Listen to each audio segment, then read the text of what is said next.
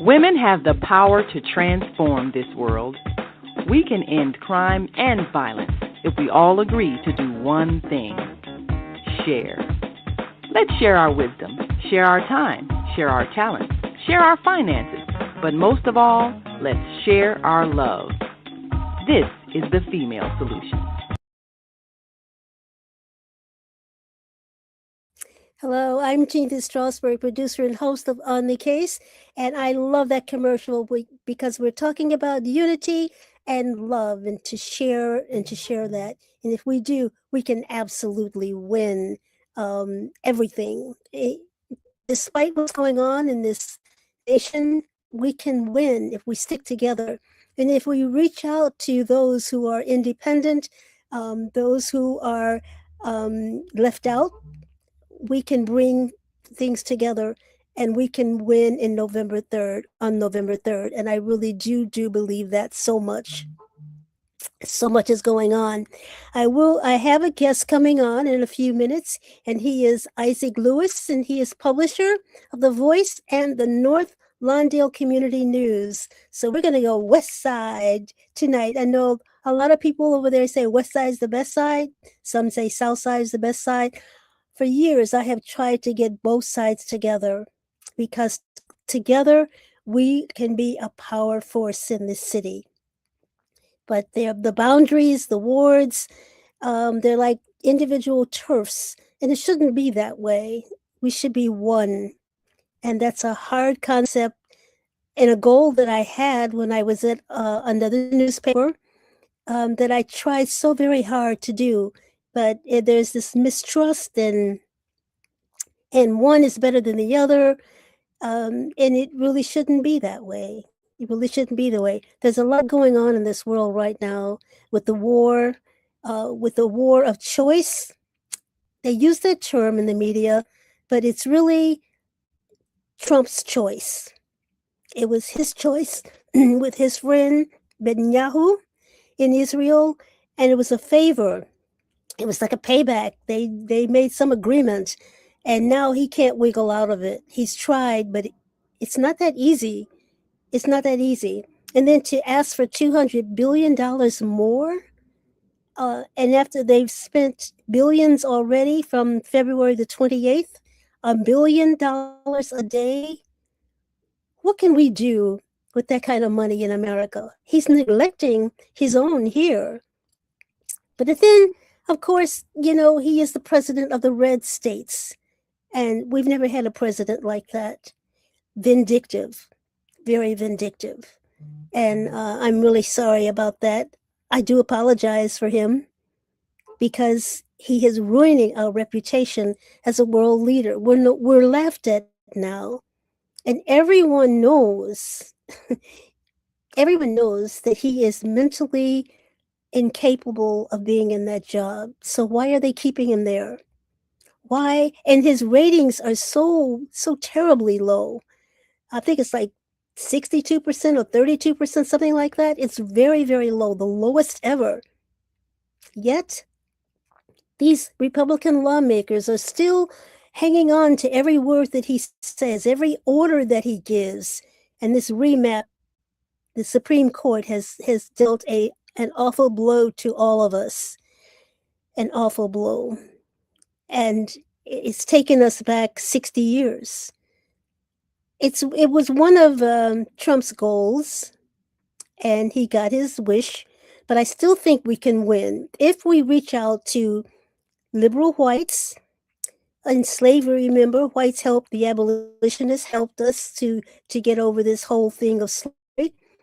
So it's possible. And Latinos and other Asians, other people of color, and students. We have to get the young people involved because they're not involved enough. I don't think they really understand what we're going through right now. And if we just reach out to those at the bottom, we can rise to the top. I honestly do believe that. I honestly believe that. And Hamida Carr just called in, watching. Thank you so much for watching. Awful abolition now. So I'd like to ask those who are listening, what can we do? Naima, Namida, is it? Oh no, Hamida Hakar. What do you suggest that we do?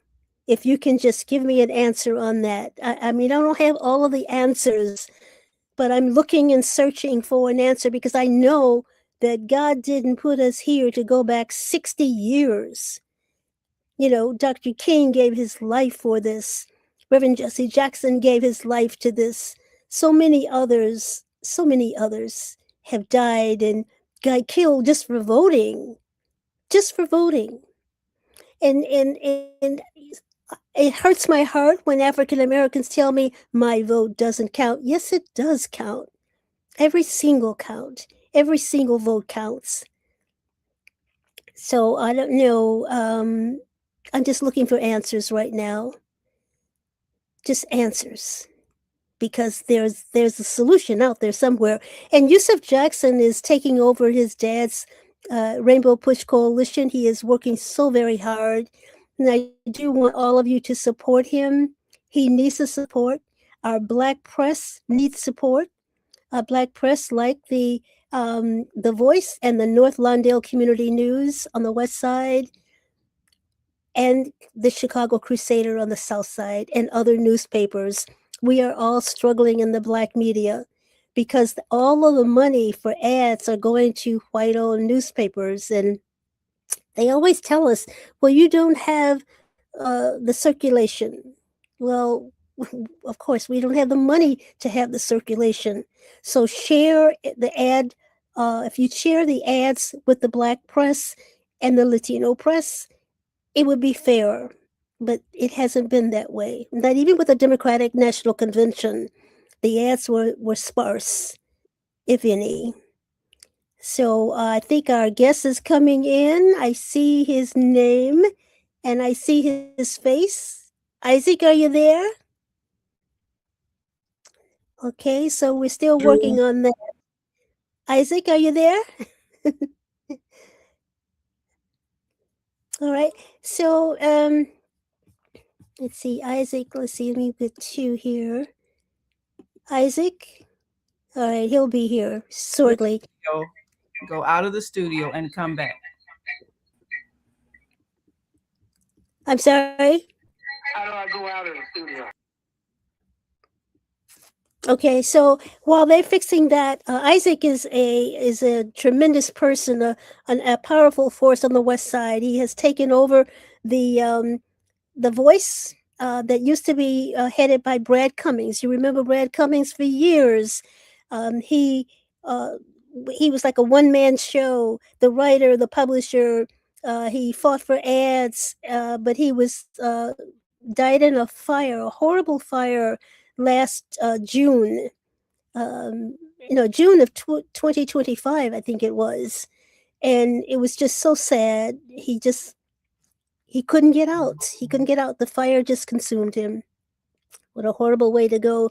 But he loved the black community, and his presence is lost. But we still have Isaac Lewis, and we should support our black press. I can't stress that enough. You know, the black press is really like a gold mine if it's run properly.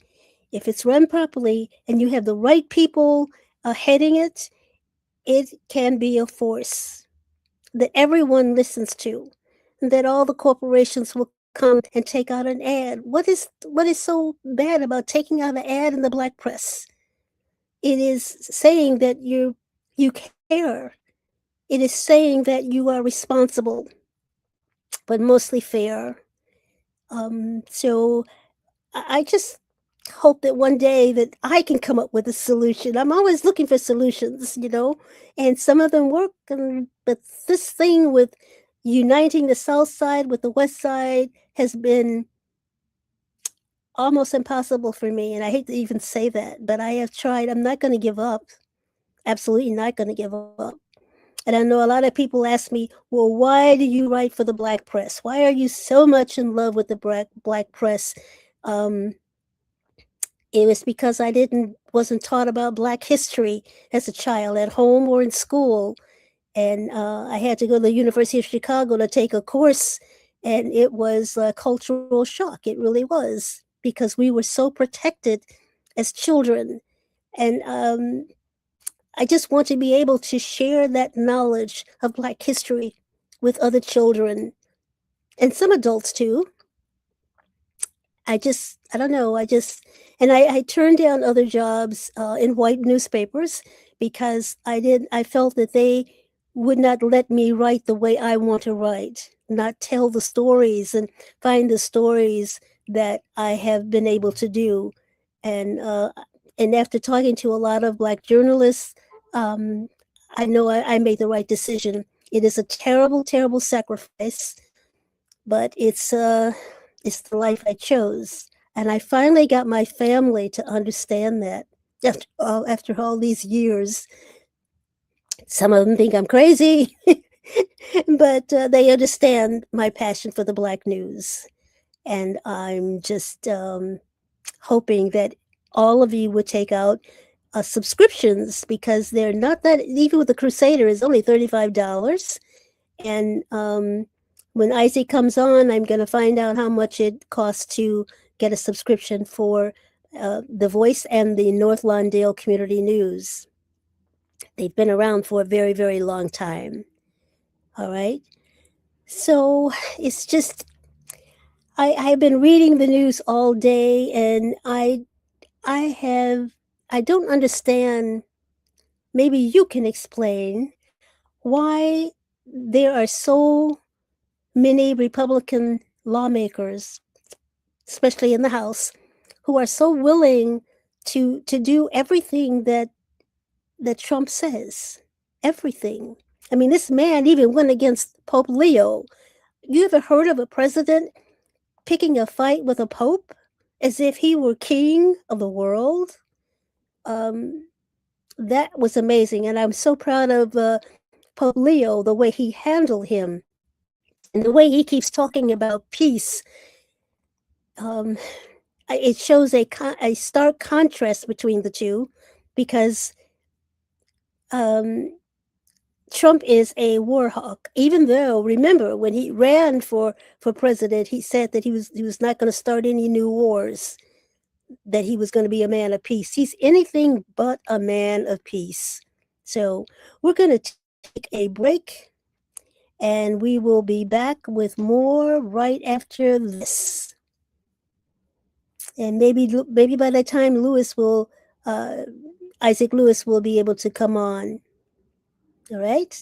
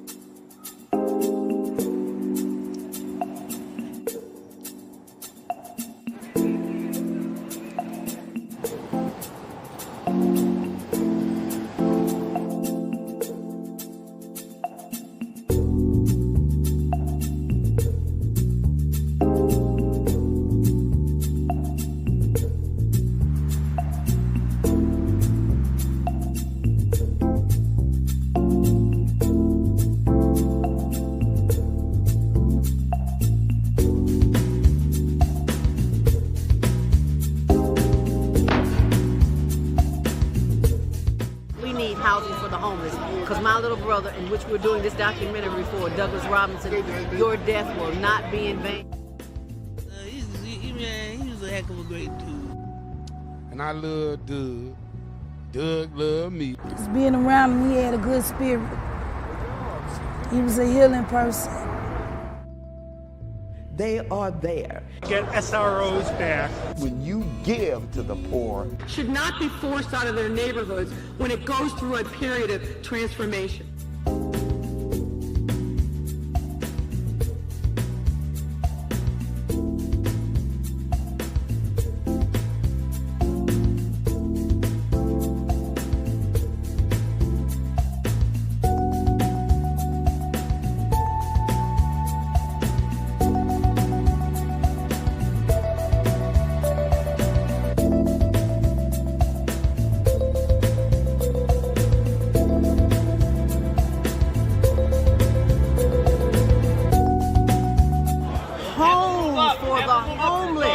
because there are too many people who are losing their homes to taxes because they can't pay a $1,000 tax bill.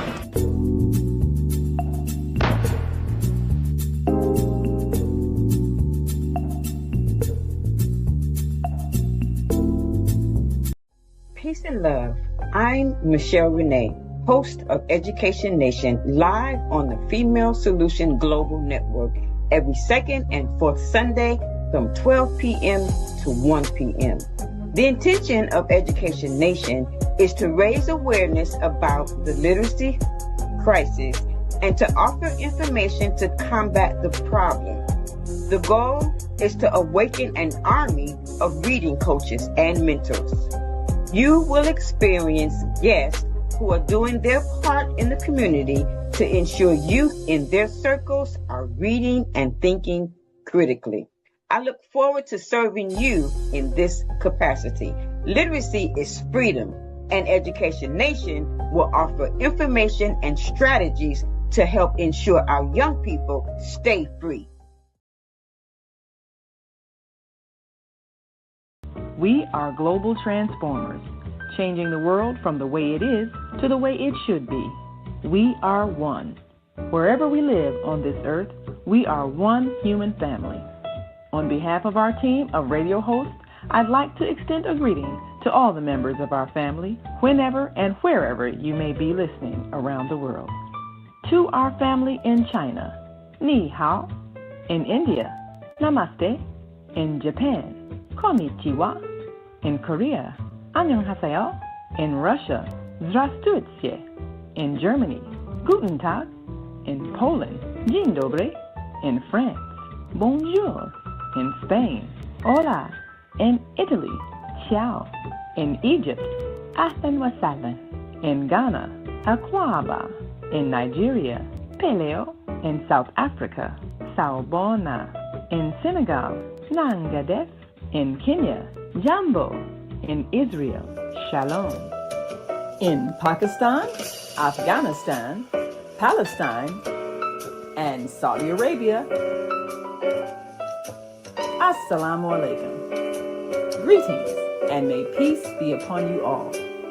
Join us live on the on-air radio network. Call 727-731-5192. We want to talk to you. I don't understand this.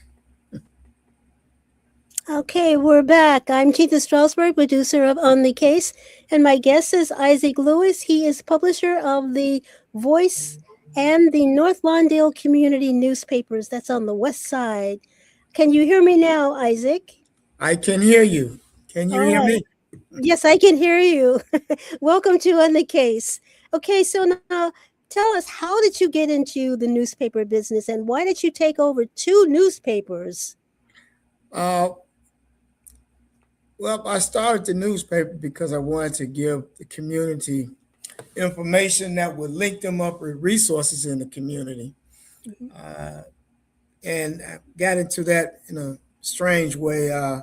First, I wanted to provide information on fruits and vegetables and getting people to eat better, knowing that we have the highest rates of health problems. Yes. Especially in Chicago. And so I went, after I took this entrepreneurial training program, a 13-week program, I decided, well, there's something more immediate, because I was in a program that had like 20 computers and 30 desks, and there was only like 3 people that were attending a training program that was going to show you how to start your own business. So that was one of the projects. I decided to link people up with the resources in the community, because and it's still kind of prevalent now. You have these programs and they're not well attended because, well, there's multiple reasons, but one is people don't know about them. Right. And so I went to, I would go around to places like, city officials, government officials' offices, and libraries, and go to the information tables and see all these flyers and different things. And there was one that said, do you have an idea that you want to help the community, you need some money?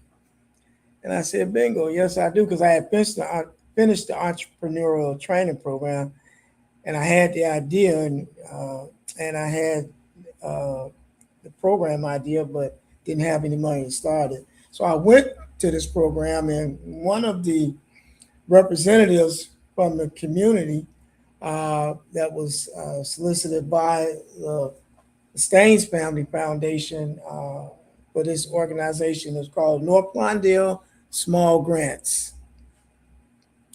And she said, well, why don't you start a newsletter? And so the first thing, that was like about 15 different items on a list that they would fund, and a newsletter was one of them.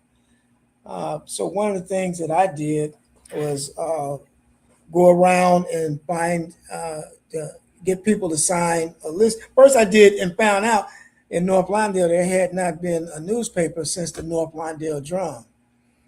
And this was 1999 when this occurred.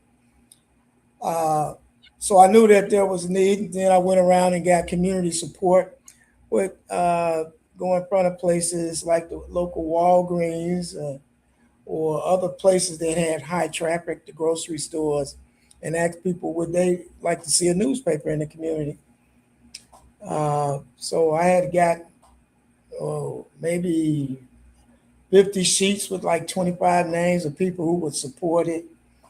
And the first grant I got was fully funded because you could get from $500 to $2,500, and I got the full $2,500 grant. And I was going to do a 1 page, 8.5 by 11 sheet of paper. The front was going to be photos and text, to grab people's attention because we're video attracted or visually attracted to photos and video now. And the back is going to be full of text with information of all the resources in the community. Representative from the Staines Family Foundation, they came to me and they said, well, we think it's a great idea, but we don't think 1,000 pages would be enough. We want you to expand on the idea and we'll pay for all the printing. So I said, well, I was going to do that 1,000 sheets once a month by myself, but now they're asking me to do more. And so I went, I said, I'm going to need some help. So I created flyer requests and distributed them throughout the community. I had some meetings like in 4 different locations across North Lawndale. On the west, it was Franklin Park. On the east, it was Douglas Park. And then also in the middle was like the Douglas Park Library. And I got 16 people to write for that first issue, and it came out to be 16 pages, newsletter full of information about different resources in the community. And that's how it started. It took off so well. So in our first print, it was like 5,000. And so that was like a booklet format. And so we did another one, and that was in September of 1999. In October, I found out I could do a tabloid size for a less cost than I was for that booklet. So I expanded to the tabloid size.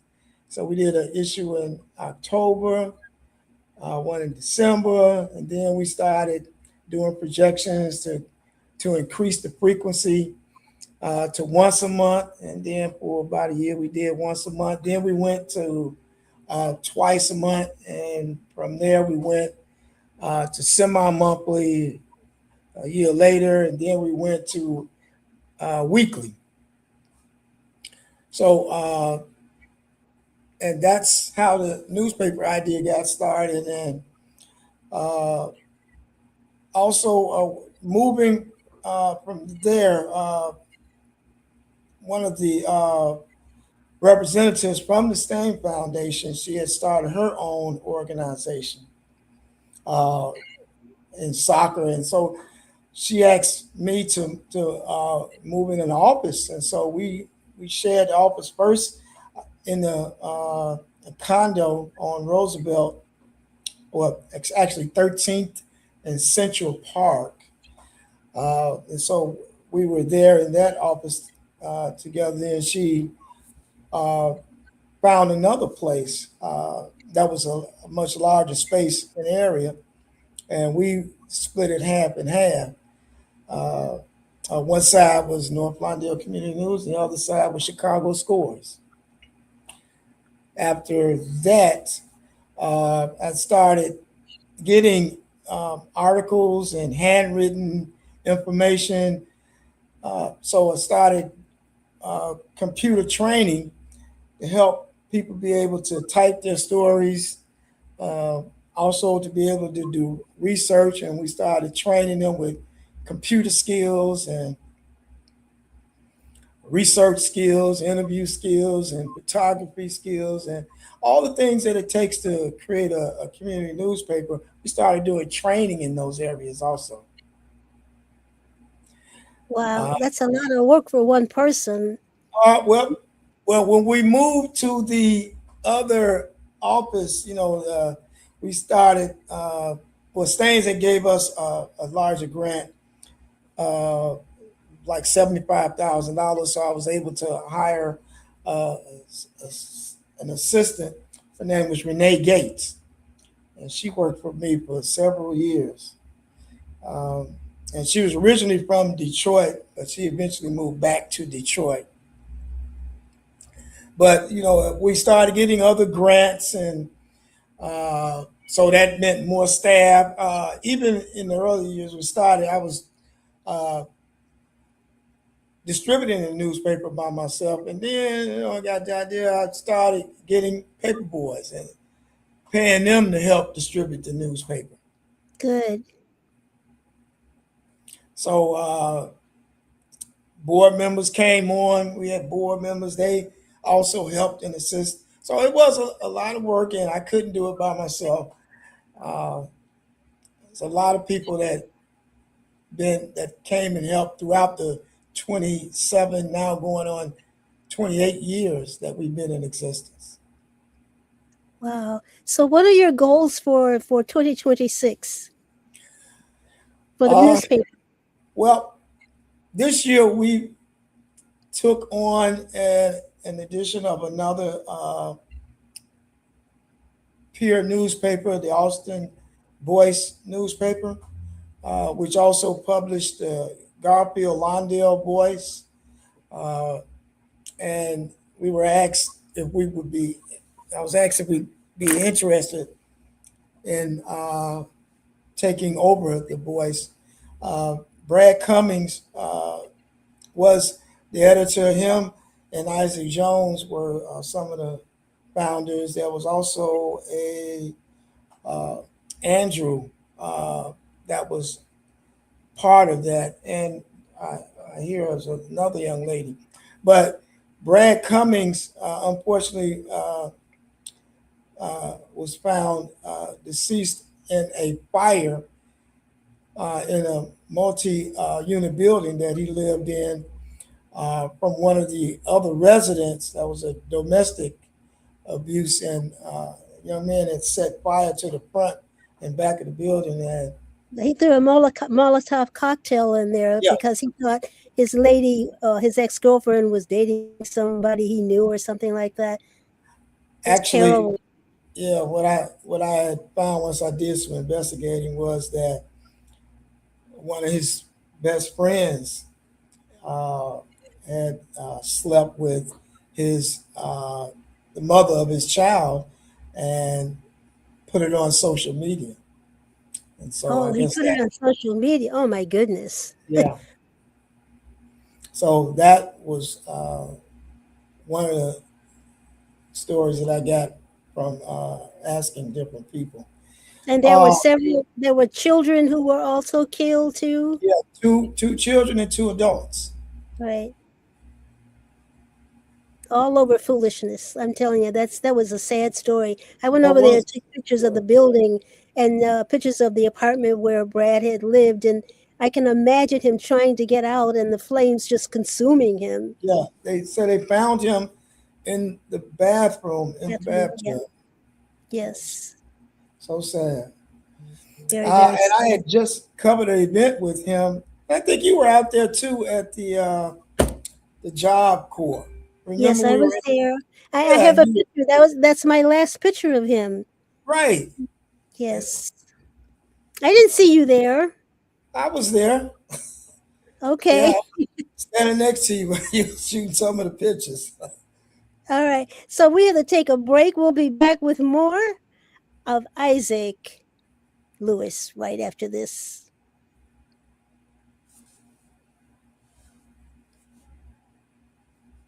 We're going to take a break. Don't go anywhere.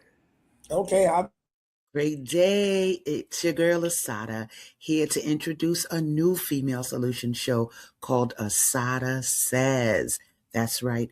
Every month we're going to talk about everything I am, from cryptocurrency and financial security to good health and parenting strategies. Come on and talk with me every Tuesday morning from 7 a.m. to 8 a.m. And let's do that thing the way Asada says it should be done. See you then. Peace, right here on the Female Solution.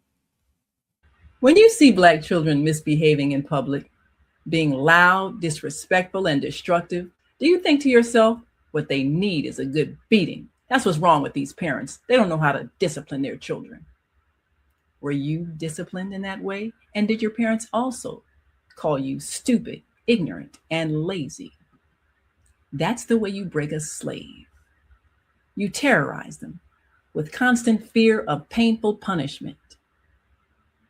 You teach them they're powerless to speak up, and you insult them so they feel like nothing. We were broken by parents who were broken, by parents who were broken. It's time to end the cycle of brokenness and bring healing to ourselves and our communities by using knowledge, respect, and love. We'll show you how. I'm Naima Latif. Get the book Slavery, the African American Psychic Trauma. On sale now. Go to www.naimalatif.com. All right, I love that. Okay, we're back. I'm Chinta STRAUSBERG, producer and host of On the Case, and my guest is Isaac Lewis, and he is publisher of 2 newspapers. That's the Voice and the North Lawndale Community News. Now, you mentioned Austin too. Are you putting that paper out also? Yes, I am. 3 newspapers. No, it's 2. It's just 2. Okay. The Austin Voice and North Lawndale Community News. Those are the only 2. All right. Now, on the South Side, we're having problems with, and hopefully we've gotten rid of the problem, but I'm not so sure, with summer coming up, with teen takeovers. Does the West Side experience teen takeovers there? We have teen takeovers, and there have been some incidents where that has happened. But, the ones that get the most attention are those downtown. I know. So how are you handling the teen takeover on the West Side? Because I haven't read about that. We partner with different community groups that work in the trenches and on the ground. There's Dr. Sandy Norman, and I'm thinking you might have heard of her. She's been on the news several times about these teen takeovers. I know her. Mm-hmm. Yeah, and covering some of the things that she's been doing. Why do you think why do you think teens are doing this? Is it just social media or lack of parenting? What do you think? Well, some of it is thrills. And I'm thinking, but it's best to ask a team, why do they do it? And sometimes the violence or the uproar happens after they have a peaceful convening, and then once it's like a domino effect, once some kind of upheaval starts, and it just gets wild after that. And one of the main things that helps expedite this or accelerate it is social media. They're able to communicate between each other so fast. That's why they could do the pop-ups and planning and strategy. Just figure if they had to call each other by a wired telephone, it wouldn't happen like it's happening now. Social media accelerated communication between us so fast that it can happen 1 hour from the time that it starts to spread. That's true. That's true. All right. And so I wanted to ask you about the difference between the South Side and the West Side. Earlier, you weren't on. I hope you were listening. That I just have a passion for trying to unite the West Side with the South Side to make them one side, and I have not been able to do that. Well, there's a great degree of separation geographically.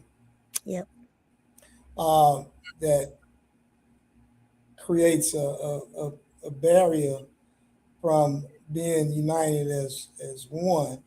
And Chicago is a divisive city by communities, also. But it shouldn't be that way. That's where we're having problems with that remap. The lines are destroying and diluting the Black power. We're doing the same thing by remaining separated from the West Side and the South Side, saying the West Side is better than the South Side. Why can't we have one side with the boundaries? That all that is mindset, how people think. If they start thinking in a larger capacity geographically. I got this book, Slaves of Geography. And so a lot of us become slaves of geography because we start creating a limited area of allegiance, whether it's community, West Side, Chicago, versus Detroit or versus Milwaukee or New York and Atlanta, those types of things. We tend to frame ourselves geographically. And you even have the political relationship and divisions, Democrats versus Republicans. I was just watching a biblical movie, Jesus of Nazareth, and how the Jews hated Rome, and Barabbas was having a conversation with Jesus Christ. And he said, just tell us what to do and we'll do it. Then he told him to love thy neighbor, love thy enemy, and forgive your enemy. And Barabbas couldn't get with that of forgiving and trying to become one. And that, you have some people who try to do the nonpartisan approach. And that's why we even have, politically, that if you go to the head of the presidency, that president is usually just left of center or just right of center. Now they are becoming more and more polarized, and they've got to find a way to get back to either that just left of center or just right of center. Mm-hmm. We can start talking to one another. I don't know how it was back in the Civil War when that happened, because but it actually created a war. that took a whole lot of lives. Now we've gotten people's lives destroyed with cancel culture and those types of things. Mm-hmm. And you have to watch what you say and how you say it. Even being politically correct. Being politically correct. Yeah. And sometimes being correct is a matter of preference, how you feel and think and your mindset. Mm-hmm.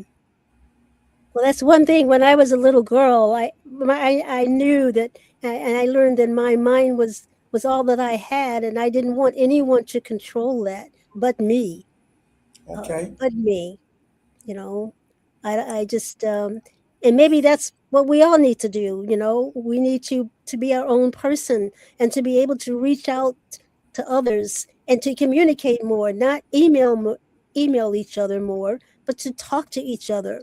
Maybe that's the answer, to include them, to include the West Side more with the South Side and the South Side with the West Side.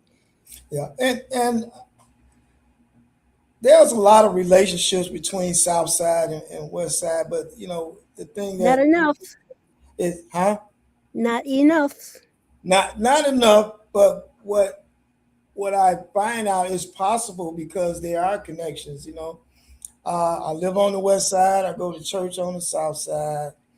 I'm a third generation minister. My father was a minister. My mother was also a minister. My grandmother on my father's side, and my grandfather on my father's side. And so, you're a minister? Yes, I am. I didn't know that. Yeah, and you're a PK. Say that again? You're a PK. Yeah, I'm a PK kid, yes. And I love it. Yeah, a PK kid who was a prodigal son, who went out there on the streets and then had to change my life and turned it around. But, I learned a lot because I was learning while I was doing those things that I was doing out there. And certain things I wouldn't do, because I was a PK kid. Yes. All right, we have to take another break, our last break for this edition of On the Case. We'll be back with more with Isaac Lewis. Don't forget that name. We'll be back with more right after this. Welcome to Master Force with Mushim Suit.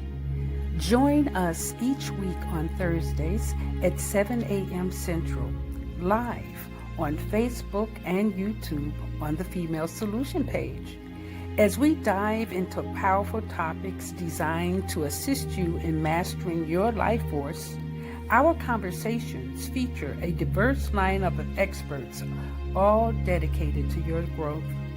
Tune in weekly to discover new ways to elevate your spirit and raise your vibration. And remember, we are ascending. Leaders of nonprofits empowering worlds. Let's go. But the vision that God gave me, I felt that it was time for me to step out and work on the vision that God gave me. We need look no further. We have a unique voice. We have a unique talent pool.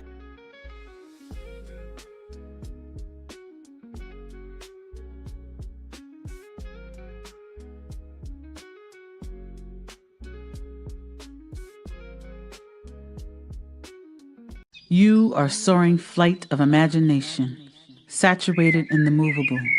Removable, no excuses, you're breaking all the rules. You are brew, composed in shea butter, peppermint and honey black soap. Nas lifeline inscribed in palm, unconventional, standing 20 feet tall. You are 1969 in the syncopated. Improvisation to the metronome. You chasse too. You allow your voice to ripen before time signatures expire in measures. You origami chords. You are where 30 shakes hands with adolescents realizing you just hit puberty. Watch as red clay seeps through pores building pyramids past prime. You are prime at 44. All brass, double bass, 2 drummers, 3 electric pianos, and percussionists all saying forget it at once.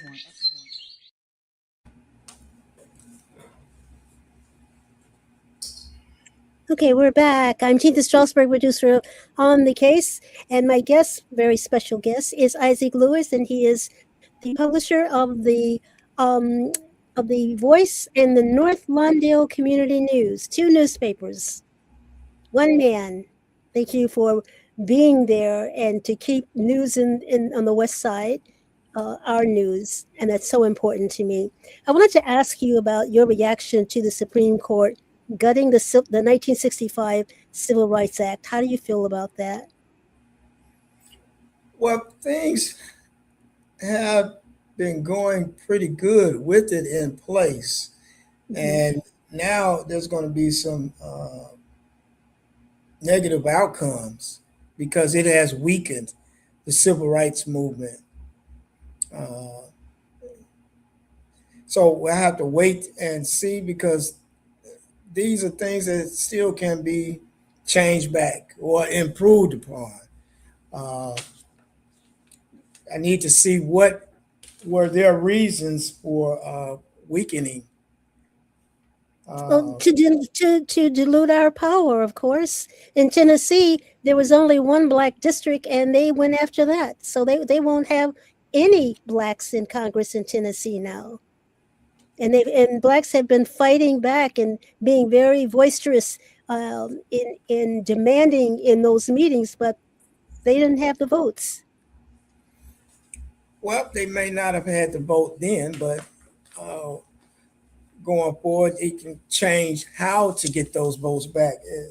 It's like this here. When the Voting Rights Act was empowered, the other side lost something, but they hadn't give up until they've got it now where they've gained the power to gut it. So we just have to keep fighting to get it restored back.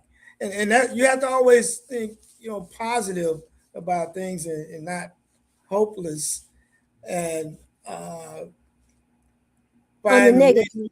And well, I interviewed attorney Robert Patillo. He is used to head the push in Atlanta, and he said that and a lot of people don't want to hear this, but it's possible for us to regain our power if we reach out to the independents, to the white liberals, to Hispanics, and the students. We can take it back, and once we take back control, we can rewrite the 1965 Civil Rights Act and undo all the evil things that Trump has done if we stick together, if we don't give up. And I agree with you, not to remain, negative and saying and giving up and just flipping over and surrendering. I will never surrender to that kind of garbage, to that racism. And that's all there was, is racism. Right. And once Trump is out of office, you're going to see a weakening of that power base. And the thing is to look at some of those things that cause some of those people that are on just over the fence on that side with that negativity. Find out what some of their concerns are. It's about winning back those people that help, or those types of people that have helped, because we've got generations that have come and gone, since the Civil Rights Voting Act was passed. And so you got to educate and empower a new generation or several generations of people to see what's right, and then to see what has been wrong that may be too far left. And that's what caused going too far left, has caused some people to go on that other side to the too far right. So I that's don't think a lot of people understand. A lot of whites don't understand that they are victims of this too. Like Trump is against DEI, and these affirmative action programs have been most beneficial to white women yes, rather than to us. So he's hurt white women too, and I don't think absolutely. we understand that. Well, and that's what I say. We focus on those types of things to win back those that Yes. populations that don't understand, to help them to understand, and not let the far left negativity overcloud some of the other more important things. Hmm. So they've been a master at propaganda.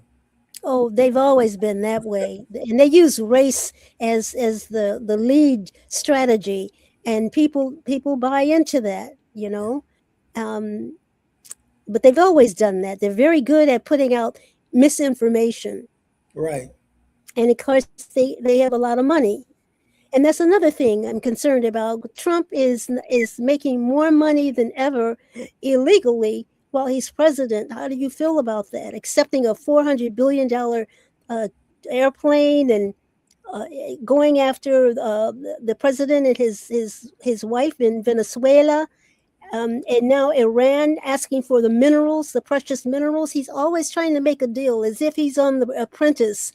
You know, the president of the United States shouldn't be stealing ships, shouldn't be stealing oil. He's a pirate. Yes. Your thoughts on that? Uh,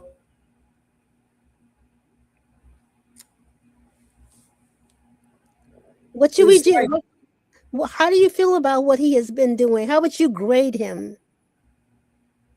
I would say too far right, and not only right because it's like it's going unchecked, and it's like what you say is if how can you be against Russia going against Ukraine if you're going now against Iran, and actually is going to war, and you're changing it from what the recent a different operation, so it doesn't look like war, because after 60 days a president has to get congressional approval. He never got an approval in the first place. He's broken the law. I think in starting off you don't have to. You're just doing operations, but we can call any conflict war. He's just calling it an operation. That's the propaganda part of it that I'm looking at. He has a new name for it. He says it's not a war, it's a skirmish. Can you believe that? Yeah. Well, it's not an all-out war where you have troops on the ground fighting against other troops on the ground. So I guess you can call it that. Those smaller battles, they don't call it an all-out war. And I'm not a legal lawyer or a politician to know about those things.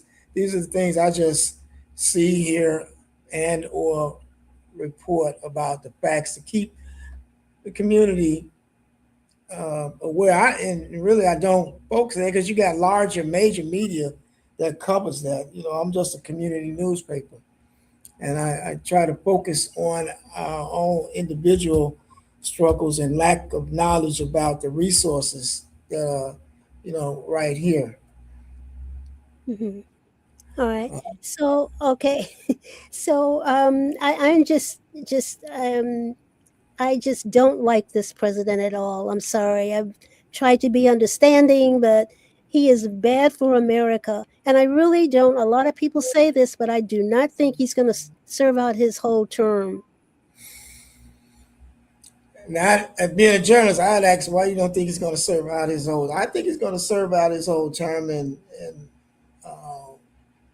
we would just have to adjust that because we've had worse political situations in our lives. Those of us that are older, and it's since we've experienced 4 years, now we're at the back end of this current 4 years. So what we need to also be planning on how to survive the final months and years of his office, and then figure out how can we improve the rest. It's all about what more good can you do than the bad is being done. That's true. But I have a suggestion. I don't know if you agree or not, but I think that we should have a nationwide black boycott. The best way to treat to get even, or whatever you want to call it, with the racists is to hit them in the pocket. They don't like that at all. What do you think? No. Oh well, and as you well know, Reverend Jesse Jackson was a master class at doing that. We miss his voice. Yeah. Yes. And timing is important. And I think the time now is for our black leaders to get together as one and to launch a massive economic boycott. It worked with Target, remember? It can work. Yeah. We can do this. We should not flip over and surrender to anyone. That's a no-no. I'm sorry. Yeah. And one of the things that I found out that media has been fractured with the advent of social media, and black media has been unfairly the victims of the socioeconomic climate that we have had, all throughout our lives, and not getting fair share. And so we become weaker. We're out of time, so I want to know, how can people get in touch with you, and how much does it cost to subscribe to your newspaper? Okay. It's a free newspaper, but if you wanted mail, it's like $1 per issue. Well, actually $1.25 because of mailing costs. And they can get in contact with me through my number, 773-576-1011. That's once again, 773-576-1011. They can also reach me by email. The newspaper for North Lawndale is NLCN1@yahoo.com. And for the Austin Voice is T-Voice News. Got to get that one out. Hold on 1 minute. Hurry up, because we're almost out of time. Yeah, it's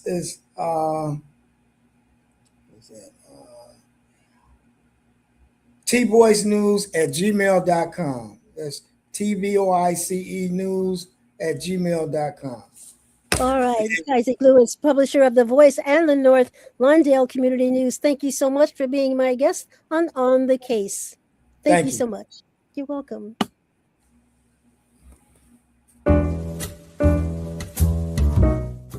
We've come to the end of our show today. If you missed any broadcasts, go to our website for the audio and video archives at www.thefemalesolution.com. On behalf of our team of radio hosts, I'd like to thank all of you who participated in today's discussions. And to our global family joining us from all around the world, we say thank you. To our family in China, xie xie. India, Dhanyavad. Japan, arigato. Korea, kamsamnida. Russia, spasiba. Germany, danke. Poland, dziękuję. France, merci. Spain, gracias. Italy, grazie. Egypt, shukran. Ghana, madasi. Nigeria, eshe. South Africa, Ngiabonga. Senegal, Jaref. Kenya, Asante. Israel, Toda. Pakistan, Shukriya. Afghanistan, Tashakur. Saudi Arabia and Palestine, Shukran. Assalamu alaikum wa rahmatullahi wa barakatuhu. Thank you, and may peace be upon you and the mercy of God and God's blessings.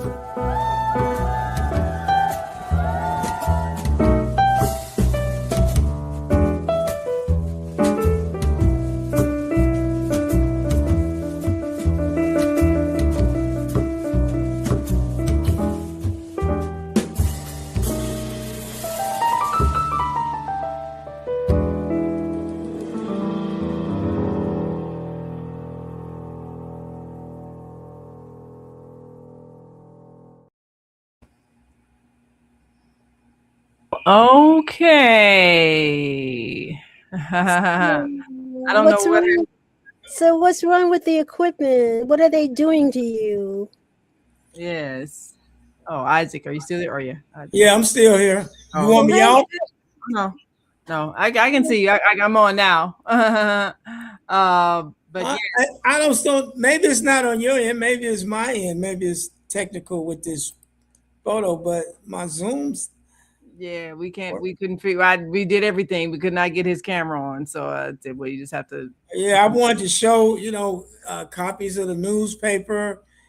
Well, I mean, I tried to pull up what I could online, but of course, you would have been able to do it better, I'm sure. But anyway, that's okay. I mean, it was a good show. I like your podcast. So yeah. So next time you come over, just to make sure your camera's working before you go and everything, and maybe we'll have some of your issues. We can upload the graphics. And I didn't get a chance to talk about our podcast and our youth program, but you have to come back and talk about it. All right, Chinta, it was great talking with. This is the most I've had a conversation with you. Yeah, same here. Same here. Won't be the last one. Oh well, that's great. Yeah. Power to the west side. And power to the south side. So, and I know you're one of those people that, you have a bigger geographic space than some of those people with only the south side or only the west side. So that's good. That I'm all Chicago. That's how I feel. If we can just stop fighting each other and come together as one, we'll be a force, a huge force, but we just don't do that. I tried it with the contractors when I was at the Defender, and they told me, frankly, you ought to give up because we don't trust them. They don't trust us. They don't trust each other with the money. Well, that's a topic within itself to talk about how greed can destroy great ideas. I know, because all they had to do was to work as one so that they can bid on some of the big contracts like the big boys. But they wouldn't do it because they were afraid of one person or two people handling the money or making the deals. So I don't know. But I tried. I'm telling you, I did try. Well, we're going to keep on trying. That's all I'll tell, passion always wins out in the end. When it's a better idea, just have to find the right people to push it forward. Yeah, I had to go have a call, but I guess you all can stay as long as you like. Okay. But no, we're going to sign off. We're going to sign. Thanks, Naima. Talk to you later. All right. Thank you. Naima, I'm going to call you too about a podcast opportunity.